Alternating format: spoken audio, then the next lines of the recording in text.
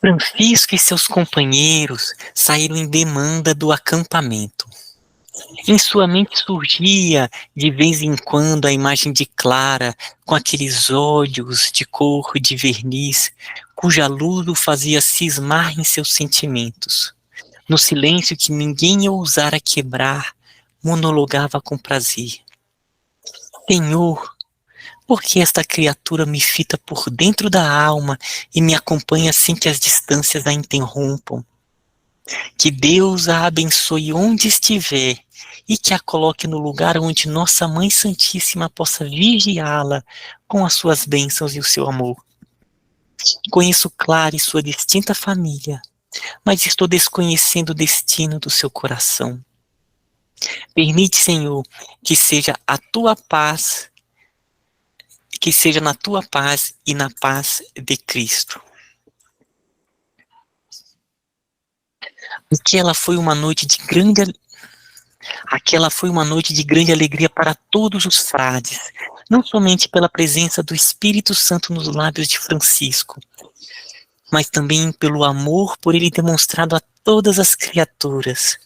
Cada vez mais, seus discípulos se conscientizavam de sua grande missão diante da humanidade, e todos cantaram hosanas ao Senhor.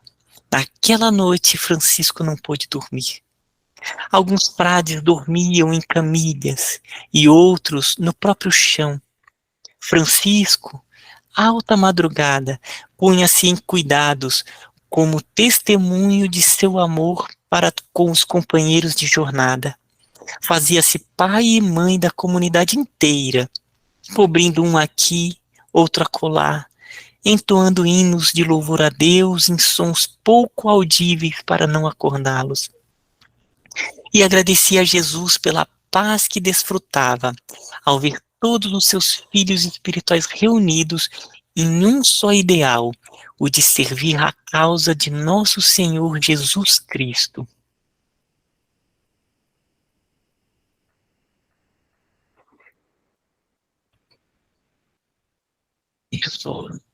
Naquela noite,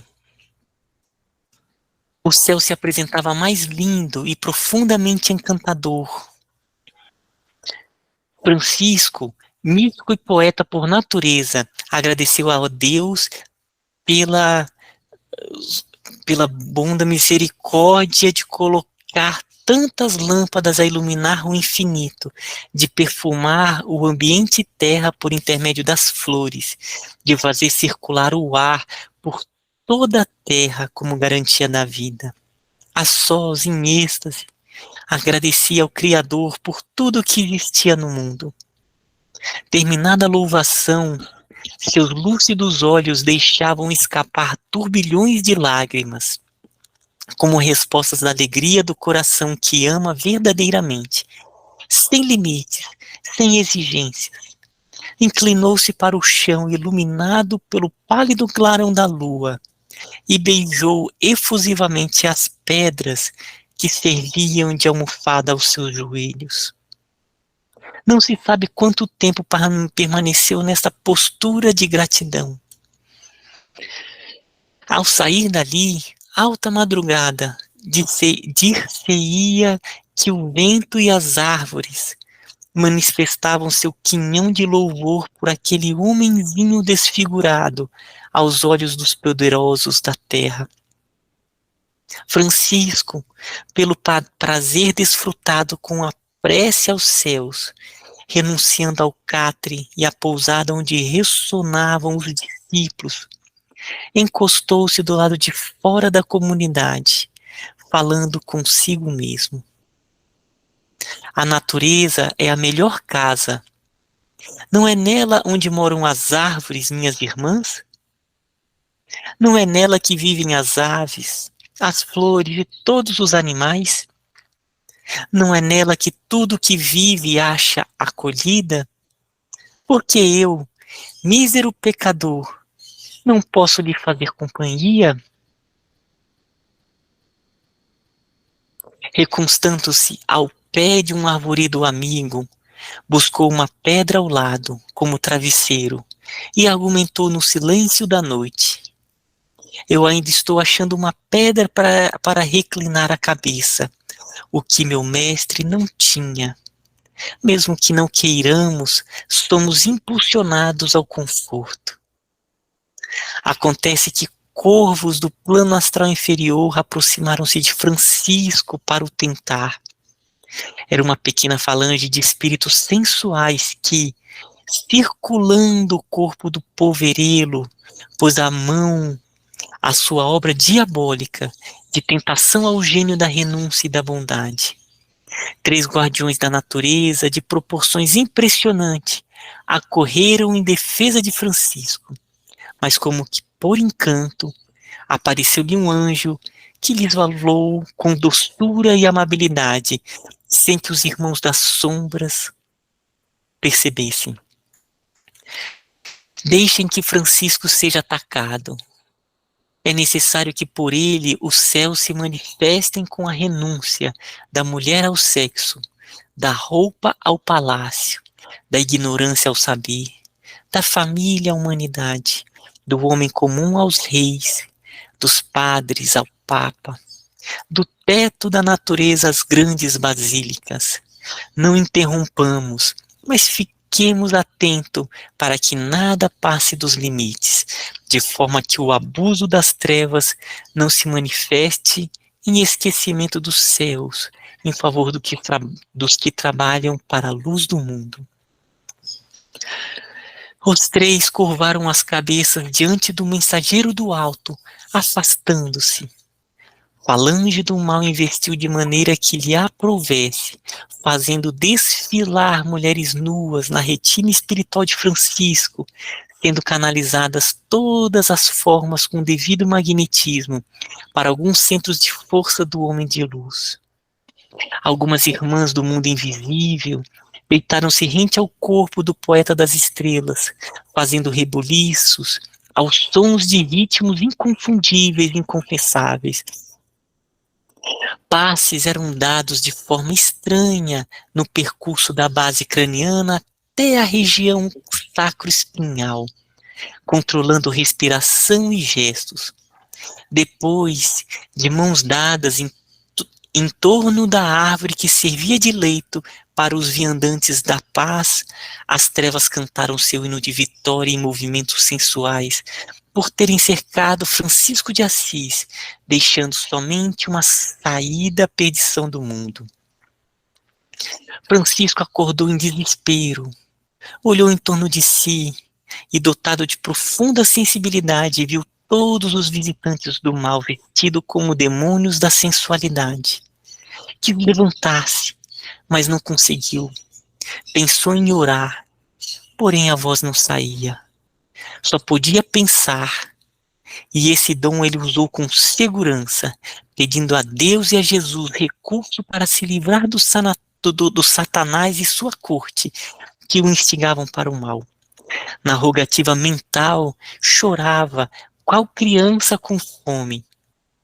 Depois da oração, conseguiu levantar-se e falar.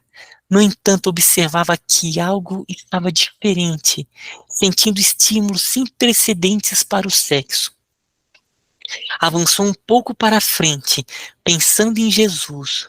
Retirou da cintura o cordão sagrado, jogou para o lado o manto, vergastou sem piedade o órgão genital. Deu mais alguns passos em pleno colóquio com os céus, e notando a sinistra comitiva ao seu lado, ajoelhou-se novamente no solo e com dificuldade fez uma rogativa em voz alta a Deus. Nisso, alguns transeuntes da Boêmia foram atraídos, reconhecendo o velho companheiro. Todos sorriam e cantaram, manifestando ao poverelo a sua alegria. Este, estático, quase não os ouvia. Terminada a rogativa, arrancou o resto da roupa que ainda lhe cobria a parte do corpo. Olha para um antigo canteiro de rosas, no qual somente restavam galhos e espinhos, por não ser época de flores, e completamente nu jogou-se no acolchoado de espinhos e galhos, debatendo-se e rolando de um lado para o outro. Ao sentir os espinhos penetrarem em sua carne, sua natureza inferior se arrefeceu, e quando se lembrou que o mestre havia sido igualmente coroado de espinhos, foi tomado de grande alegria e amor por aqueles seres invisíveis que assistiam ao espetáculo da renúncia. O Ismael, esse é um ponto que a gente já tinha citado ele, né, como spoiler anteriormente. E você estava certo mesmo, era jogar nas roseiras. Então, isso é bom a gente dar uma paradinha para a gente ter atenção de como é complicado lidar com as forças das trevas quando elas nos envolvem com muita decisão. Francisco, veja a tamanha dificuldade que ele teve para lidar com isso. Ele tentou rezar, não conseguiu. Aquela coisa que acontece com a gente, que a gente acha que é só com a gente, não é só com a gente. Claro que a força dele para vencer isso é muito maior do que a nossa. Aí é a diferença. Mas o ataque das trevas, ele é impiedoso. Ele é muito incisivo. E a gente tem que estar aquela ladainha que a gente repete sempre, né, Romulo? Vigiar e orar, vigiar e orar. Porque eles são muito incisivos. Se a gente se distrair, não tiver uma força muito grande... Claro que a espiritualidade já sabia que Francisco ia vencer essa... Tanto que o anjo que apareceu, não interfere, não. Deixa com ele, tá tudo, como se diz, né, tá dominado. Deixa com ele, porque ele precisa provar, não a ele nem aos céus, mas provar aquela horda de espíritos desarmonizados que a bondade, que o amor prevalece, independente de como ele está sendo atacado e envolvido. Que ele é capaz, já que ele tem uma comunhão tão grande com Jesus, de vencer essas pequenas desarmonias que o cercam e continuar pregando todo o amor que ele recebeu e que ele é um instrumento. Mas serve não é bem um alerta, mas de uma lembrança para a gente, de que quando eles nos envolvem, a gente se perde, porque é muita coisa acontecendo ao mesmo tempo. Aí entra um pouco, o Ismael, de repente, pode falar melhor dessa parte de mexer com os campos mentais, de desarmonizar, desestruturar, de misturar as ideias. E isso desarmoniza a gente um pouco. Mas se a gente conseguir manter o foco no coração, a gente, nem que seja no desespero, a gente se joga num espinheiro e recobra a consciência. Essa passagem tão rica, eu queria começar falando um ponto que você colocou, Silvio, tão bacana, que foi um ponto que também me chamou a atenção, que foi essa parte do anjo, que falou assim, opa, deixe que ele seja tentado. E a gente percebe que o mundo maior, ele permite também. Por quê? Porque aqui é uma escola, estamos aprendendo. Então, nós estamos constantemente, estamos passando por lições. Então, o mundo maior estava ali junto, mas permitiu que fosse passado pelos guardiões que protegiam Francisco, exatamente para ele passar por essa situação. E nós estamos. Então, nós temos que ter sempre claro que a vida é um local de aprendizado. Então, a gente vai estar sendo colocados em situações exatamente para fortalecer a fé, para colocar em prática os ensinamentos evangélicos, os ensinamentos amorosos. E eu acho interessante essa situação que o Francisco passou, porque foi logo depois do encontro com Clara. Ele ficou profundamente mexido com aquela alma gêmea que devia mexer nas suas estruturas mais íntimas. Imagina a força daquele encontro magnético entre os dois, que ao mesmo tempo que era profundamente espiritual, era conectado com vivências multimilenares desses espíritos, desses dois. Então, os mentores falaram assim, olha, é um bom momento para colocar ele nessa prova, para ele se fortalecer na ligação com Clara, mas da maneira mais linda, no magnetismo mais puro e amoroso, sabe? Então, a vida vai trazendo os ensinamentos, o que nós vivenciamos, somos ali trabalhados em cima desse aspecto. E o que você colocou nessa questão dos campos mentais, é uma das formas como os espíritos menos esclarecidos, eles vão nos envolvendo. Porque o que acontece?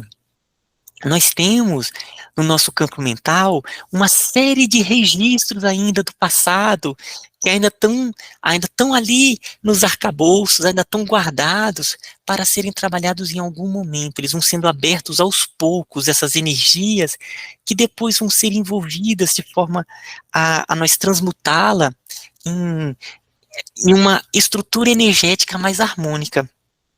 Então, ali, os próprios anjos devem ter... eles permitiram, né, que fosse acessado. A figura como Francisco, já acho que esses arquivos, né, claro que não chega nem perto do nosso.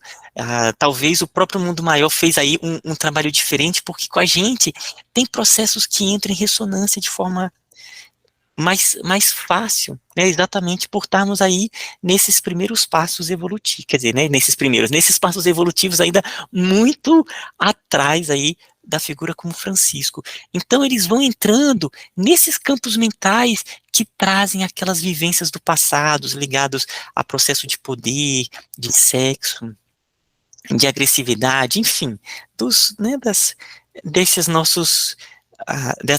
das falhas humanas que todos nós temos. Então, muito rico, gente, muito rico isso, sabe?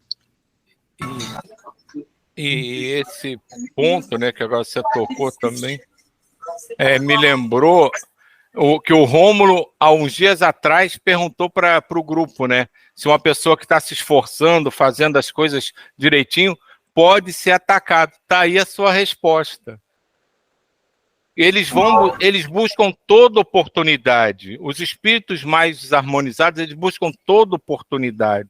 Então, eles se aproveitaram, né, o Ismael chamou a atenção num ponto que eu não tinha nem me tocado, do encontro dele com Clara, que ele sentiu uma relação que ele mesmo não estava entendendo ainda, eles já se aproveitaram para tentar estimular de volta uma sensualidade que sei lá quantos milhões de anos Francisco possa ter tido, mas eles já tentaram buscar um arquivo dele que o lembrasse, que o jogasse para aquilo, e mesmo sem conseguir, ainda conseguiram mexer com Francisco, não nesse sentido de estimulá-lo à sensualidade, mas de perturbá-lo, tanto que no início ele não conseguia nem fazer uma oração, pensar direito. Agora imagina isso com a gente, com as nossas mazelas. É só criar uma situaçãozinha para irritar, que você já, né, você que eu digo nós, né, já se desarmoniza, e aí fica muito fácil. Então eles vêm, imagina com ele demorou 1 minuto para resolver a situação, imagina o tempo que a gente leva. Pois é, mas vamos... se o som exterior estiver acomodando, vocês me avisam. Mas vamos ver o anjo que permitiu. Minhas palavras vão estar sempre com o espinho dorsal desse meu raciocínio, vai estar sempre aquela mensagem: Deus dá o frio conforme o cobertor. Então, os anjos permitiram, mas deixou um aviso. Desde que eles não passam do limite. Que é para o aprendizado de Francisco. E mesma coisa com a gente. É para o nosso aprendizado. Né? Então, e Deus, independente se a gente sair um pouco, eu gosto do dedinho lá do pai dos maiores, né, do seu Vitor, né? Mesmo se a gente sair um pouquinho, a base, Deus está com a gente. A gente sai um pouquinho e a gente pode voltar. Né? A gente escorrega, pode ter os deslizes, as raivas, quando a pessoa pisa no nosso calo, mas é só um teste, a gente tem que lembrar isso. E se a gente se mantermos conectados, a gente vai sair.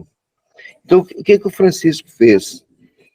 Ele lutou de todo jeito, ele buscou a conexão com Cristo. Sempre a conexão. Então, vamos ter as transformações? Sim. Vamos escorregar? Sim.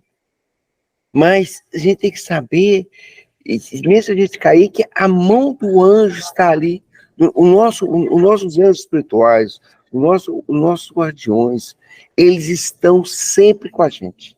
Sempre. Ele pode até deixar, vamos lá, deixar o Rômulo, vamos ver até onde ele vai. E eles sempre estarão ali para nos acolher. Tem uma música na Igreja Católica que fala: segure na mão de Deus e siga. Siga adiante e não olhes para trás. Então, não adianta ficar, pedir perdão pelo erro, mas saber que o Pai está ali e seguir adiante, confiante em Cristo, confiante nos nossos mentores espirituais, que 100% do tempo está com a gente. E que basta darmos um passo na direção deles, que eles dão 1000 em nossa direção. Na verdade, né, isso lembra, né, uma questão que todo mundo tem que ter consciência, né? Todos nós somos filhos pródigos, né? A gente sai de casa e depois percebe que fez bobagem e volta.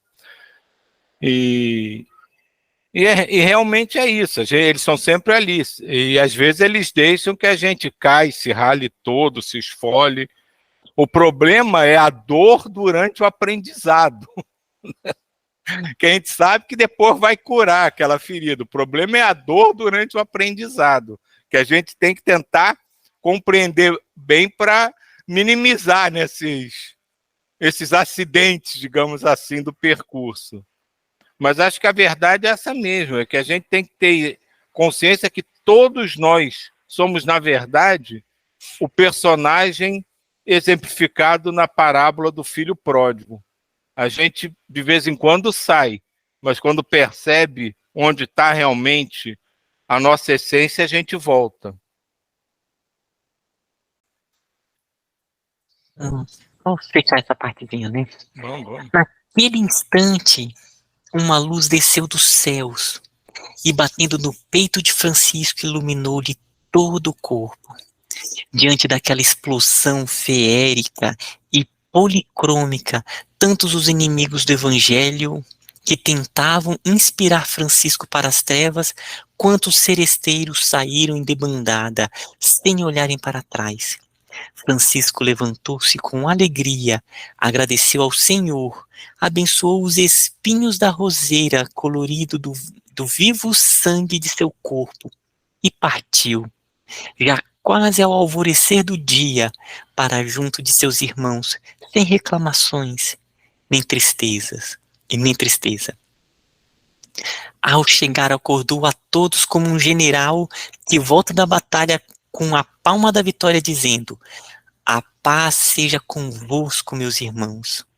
Cantarolando o hino aos céus por estar vivendo na terra, começou a fazer a limpeza da casa e o primeiro desjejum para os comunitários do amor. Sol já alto, aqueles homens que assistiram ao espetáculo de Francisco de Assis, ensanguentado nos espinhos das roseiras, começaram a contar o sucedido, avolumava-se grande caravana para ir ao lugar, pensando que ele houvesse sucumbido. Encontraram com espanto o roseiral florido, somente na área em que se deu o fato, com estrias cor de sangue vivo nas pétalas, dando a impressão de crerem falar de amor. Para por aqui, Silvio?